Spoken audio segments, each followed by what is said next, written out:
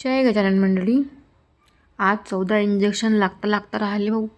आता गोष्ट आहे संध्याकाळची. मी पार्कमध्ये गेली. म्हटलं या थोडंसं फिरून. हे दोन कुत्रे आहेत की नाही, अंगावर भुकायलाच लागले. बरं भुकायला लागले मागे लागले. जे मग मी पडत सुटली तर थांबलीच नाही, डायरेक्ट दुसऱ्याच पार्कमध्ये चालली गेली.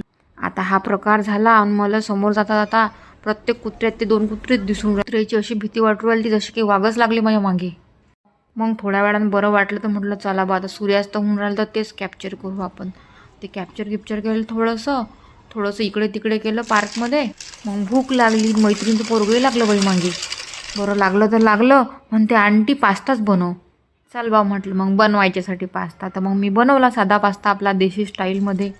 एकदम सोपी रेसिपी आहे घरी पास्ता बनवायची. तर काय करायचं, हा पास्ता की नाही एका उकळत्या पाण्यात टाकायचा. त्यात थोडंसं तेल टाकायचं आणि त्याला चांगलं बॉईल होऊ द्यायचं.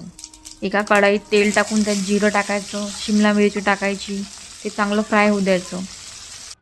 नंतर कांदा टाकायचा. कांदा आणि शिमला मिरची लंबी चिरून घ्यायची बरं. आणि कांदा टाकल्यावर नंतर पत्ताकोबी टाकायची आणि चांगलं फ्राय होऊ द्यायचं.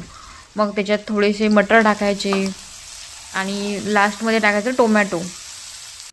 ते टाकलं की त्याच्यामध्ये थोडीशी हळद टाकायची आणि चिली फ्लेक्स म्हणजे आपल्या मिरचीच्या बिया बरं, हां ते टाकायच्या. मग थोडंसं मीठ टाकायचं. आता लहान लेकराला टोमॅटो सॉस भला आवडते म्हणून म्हटलं बा थोडासा केचप टाका.